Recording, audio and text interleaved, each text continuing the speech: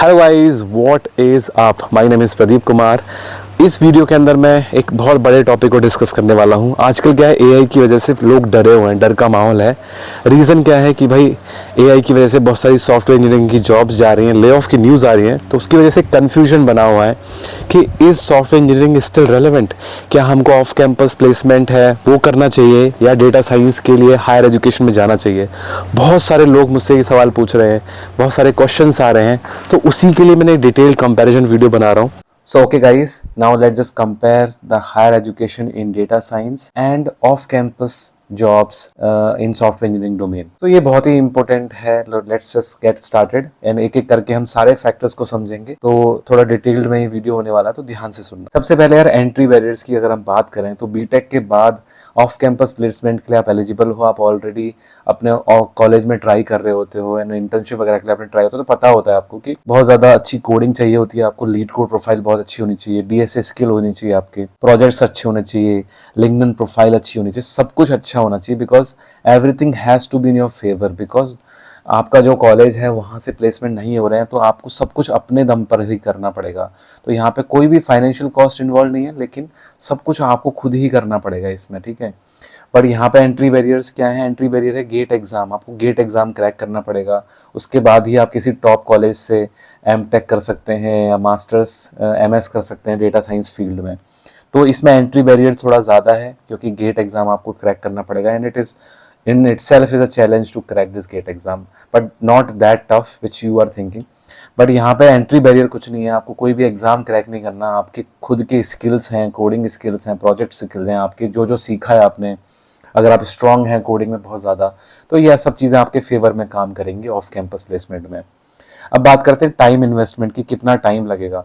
तो यार off campus placement में टाइम आपका कोई अपर लिमिट नहीं है, लोअर लिमिट हो सकता है कि 3 महीने में जॉब लग जाए, 6 महीने में लग जाए, 9 महीने में लग जाए, ठीक है, 1 साल में लग जाए, या हो सकता है कि 2 साल के बाद भी ना लगे। तो कुछ भी ऐसे इसमें सर्टेनिटी नहीं है कि कितना टाइम आपका लगेगा। बट ऑन एन एवरेज देखा गया कि अगर आप बहुत सिंसियर हैं तो 6 से 12 महीने के बीच में आप एक अच्छी जॉब निकाल सकते हैं। अगर आप बहुत ज़्यादा सिंसियर हैं, आप बहुत ज़्यादा डेडिकेटेड हैं इस चीज़ को लेके। यहाँ पे यार एटलीस्ट 2 साल आपको देने पड़ेंगे। 2 साल का फुल टाइम आपको कोर्स करना पड़ेगा अगर आपको बहुत अच्छे से डिटेल में और टॉप कॉलेजेस से, टॉप प्रोफेसर्स से अगर आपको डेटा साइंस समझनी है, तो टाइम इन्वेस्टमेंट यहाँ पे 2 साल एटलीस्ट आपको देने पड़ेंगे। तब जाके आप एक अच्छा पेपर पब्लिश कर सकते हैं जो आपके यहाँ बहुत काम आने वाला है फ्यूचर में, ठीक है। अब बात करते हैं फाइनेंशियल कॉस्ट कितना इन्वॉल्व है। तो यार यहाँ पे 6 लाख से 10 लाख आप मान सकते हो फीस 2 साल की आपकी हो सकती है अच्छे कॉलेजेस में। और यहाँ पे कोई भी कॉस्ट इन्वॉल्व नहीं है, आपको बस टाइम देना है और अपना यूट्यूब से, यूडेमी से बहुत ही मिनिमल प्राइस में आप पढ़ सकते हैं। पढ़ाई की जो कॉस्ट है वो एसडी में तो बिल्कुल भी नहीं है, बिकॉज सब कुछ आपको फ्री में अवेलेबल है। बट सिंस यहाँ पर आप एक कॉलेज के अंदर जा रहे हो, एक इंफ्रा यूज़ कर रहे हो, रिसर्च फैसिलिटीज़ यूज़ कर रहे हो, अच्छे प्रोफेसर्स यूज़ कर रहे हो, तो ये कॉस्ट काफ़ी ज़्यादा लग जाती है। प्राइवेट कॉलेज में 10 लाख तक फीस होती है 2 साल की, जैसे बिट्स हो गया, अपना ट्रिपल आईटी बैंगलोर हो गया। तो फाइनेंशियल कॉस्ट इन्वॉल्व ज़्यादा यहाँ पे है। अब बात करते हैं यार जो आपके दिमाग में बहुत ज़्यादा है कि जॉब मार्केट का क्या सीन है। तो जैसा कि आपने देखा होगा जॉब मार्केट में जो सॉफ्टवेयर की पोजीशन है वो डिक्लाइन कर रही हैं, ठीक है, वो ग्रो नहीं कर रही हैं, वो या तो कांस्टेंट है या डिक्लाइन कर रही हैं कंपनीज के अंदर। लेकिन जो डेटा साइंस की अपॉर्चुनिटीज़ हैं वो बहुत ज़्यादा ही ग्रो कर रहे हैं, अच्छे रेट पे ही ग्रो चल रहा है यहाँ पे, ठीक है। तो जॉब मार्केट डेटा साइंस में ग्रो कर रहा है, तो जो ग्रो करती है चीज़ें वहाँ पे एजुकेशन लेना एक बहुत अच्छा चॉइस रहता है, रेदर की एक ऐसी इंडस्ट्री जो या तो स्टैग्नेंट है या डाउनफॉल में है। बिकॉज एआई एजेंट्स हैं, एआई आ गया है, उसकी वजह से काफ़ी ले ऑफ्स वगैरह हुए हैं, तो फ्रेशर्स की जो डिमांड है वो कम हुई है यहाँ पे। लेकिन इस फील्ड के अंदर अगर आप बात करें तो ये फील्ड ग्रो ही कर रहा है। एंड अगर आप यहाँ पे राइड करते हैं, फॉर एग्जांपल यहाँ पे अगर एजुकेशन लेके इस फील्ड में शुरुआत करते हैं, तो नेक्स्ट 20 ईयर्स 25 ईयर्स तो उस हिसाब से सोच के चलिए कि मुझे करियर किस में बनाना है। बिकॉज अभी आपकी पढ़ने की उम्र है, तो I will highly recommend you कि आप पहले देखें कि मैं 15 साल क्या करने वाला हूँ। 15 साल क्या मैं इसी डर में जीऊँगा कि मेरी जॉब न चली जाए? क्योंकि अगर आप इस फील्ड में हैं तो डर रहोगे, आपको डर रहेगा कि मेरी जॉब न चली जाए। लेकिन इस फील्ड में तो आप उस पर्टिकुलर इकोनॉमी का पार्ट बन रहे हैं, आप एक नए फील्ड को एक्सप्लोर कर रहे हैं, तो ये फ़ायदा है इस फील्ड का, क्योंकि नई है चीज़, ठीक है। स्किल रिक्वायरमेंट क्या है, ये भी बड़ा इंपॉर्टेंट है, क्योंकि कई बार क्या होता है हमारा, जैसे कुछ लोगों का मैथ्स बहुत वीक होता है, स्टैट्स में बिल्कुल इंटरेस्ट नहीं है, एमएल वगैरह देख के ही पसीने छूट जाते हैं, तो उन लोगों के लिए प्रॉब्लम हो जाएगी। लेकिन I believe in one thought कि कोई भी सब्जेक्ट टफ नहीं होता, ठीक है। सब्जेक्ट अगर आपको टफ लग रहा है इसका मतलब है कि उसका प्रोफेसर आपको चेंज करना पड़ेगा, ठीक है। प्रोफेसर खराब होते हैं, सब्जेक्ट कोई भी टफ या इजी नहीं होता है। तो आपके प्रोफेसर अच्छे हैं तो वही सब्जेक्ट आपका स्ट्रांग बन जाएगा, ठीक है। यहाँ पे स्किल रिक्वायरमेंट है आपकी डीएसए आना चाहिए बहुत स्ट्रॉन्ग लेवल का, ऊप्स आना चाहिए, सिस्टम डिज़ाइन के बेसिक्स पता होने चाहिए, एक प्रोग्रामिंग लैंग्वेज बहुत अच्छे से आनी चाहिए, सीएस के फंडामेंटल्स बहुत ज़्यादा स्ट्रॉन्ग होने चाहिए। तब जाके आप एक अच्छे एसडी बन सकते हैं, फ्रेशर्स की जॉब क्रैक कर सकते हैं। यहाँ पे अगर आपकी फाउंडेशन बहुत अच्छी है मैथ्स के अंदर, स्टैट्स में, एमएल में, तो वो आपके लिए बहुत अच्छा पाथ रहने वाला है, आपके लिए बहुत बेनिफिशियल होने वाला है। अब बात करते हैं करियर ग्रोथ की। तो करियर ग्रोथ के अंदर जैसा मैंने अभी डिस्कस किया, बहुत ज़्यादा रेट पे ये फील्ड ग्रो कर रहा है। एंड वहीं बात करें एसडी रोल्स की, तो ये जो यहाँ पे ग्रोथ कम है, लेकिन ऐसा नहीं है कि डिमांड नहीं है। आपके पास एक फिक्स्ड पाथ है, आप SD1 बनते हो, फिर SD2 बनते हो, फिर सीनियर आर्किटेक्ट बनते हो, फिर प्रिंसिपल, फिर मैनेजर आप बनते हो। तो यहाँ पे भी बहुत अच्छा ग्रोथ आपको मिल जाएगा, ग्रोथ की कमी यहाँ नहीं है। यहाँ पे भी आप पिवेट कर सकते हैं, कभी भी आप ML रोल में आ सकते हैं। बट यहाँ पे फ्रेशर्स के लिए मैं जो एडवाइस दे रहा हूँ कि इस फील्ड में क्यों जाना है, उसके लिए मैं बता रहा हूँ आपको कि ये ग्रोइंग फील्ड है। यहाँ पर एजुकेशन लेना बहुत इंपॉर्टेंट है आपके लिए, अगर आपको एक नई इंडस्ट्री का पार्ट बनना है। And I highly recommend, because अभी आपकी पढ़ने का ही टाइम चल रहा है, तो इस फील्ड में आप ग्रो करिए। इनिशियल सैलरी की बात करें तो सर्विस बेस्ड कंपनीज इतना ही देंगी भाई, वो पहले भी इतना दे रही थी, हर फील्ड में वो इतना ही दे रही हैं। प्रोडक्ट बेस्ड कंपनीज आपको 10 से 20 तक दे सकती हैं LPA, एंड ये मैं LPA की बात कर रहा हूँ, ये CTC नहीं, ठीक है। यही एंट्री लेवल तो आपको पता ही है, CTS इन्फोसिस कितना देती हैं हमारे।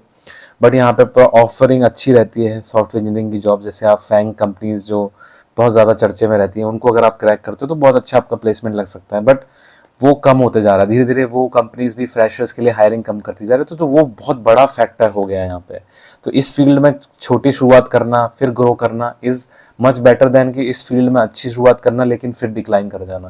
That is not correct way, ठीक है। अब्रॉड की बात हम दूसरे वीडियो में कर सकते हैं। अब रिस्क फैक्टर क्या है, रिस्क फैक्टर यहाँ पे क्या है, SD में रिस्क फैक्टर क्या है कि आपकी जॉब नहीं लगेगी, उससे वर्स्ट कुछ नहीं हो सकता, राइट। यहाँ पे रिस्क फैक्टर क्या है कि आपने इन्वेस्ट किया, आपने 10 लाख रुपए का आपने यहाँ पे इन्वेस्टमेंट किया, उसके बाद भी जॉब नहीं लगी, उसके बाद भी आप इसी सिचुएशन में हैं, तो ये थोड़ा रिस्क फैक्टर ज़्यादा है यहाँ पे, बिकॉज आपने ऑलरेडी 2 साल दिए, 2 साल में आपने कोई जॉब के लिए नहीं बैठे, आपने पढ़ाई की।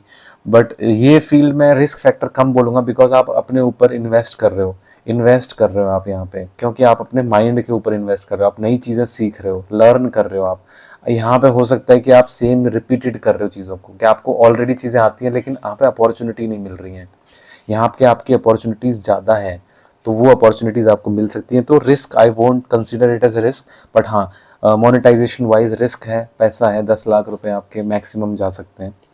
वर्क टाइप क्या रहता है यार, जनरली जो डेटा साइंटिस्ट के रोल होते हैं उनमें रिसर्च ओरिएंटेड काम रहता है, एनालिटिकल रिलेटेड रहता है, messy real time data, real world data है उसको हैंडल करना होता है, एक्सपेरिमेंटेशन, तो इस तरीके का काम रहता है। यहाँ पे जो ये अपना traditional coding, debugging, system building, tangible projects, faster learning cycle ये रहता है यहाँ पे।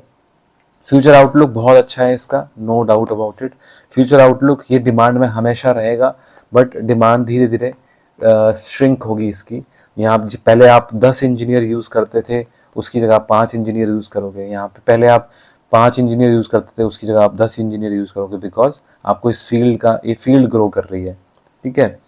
हु शुड चूज़, तो student who passionate about AI/ML, जिनको मैथ्स अच्छा लगता है, रिसर्च अच्छा लगता है, एंड वो एक नए पर्सपेक्टिव से सोच रहे हैं कि मुझे एक फील्ड में मास्टर करना है, इस फील्ड में आगे बढ़ना है, तो वो लोग चूज़ कर सकते हैं।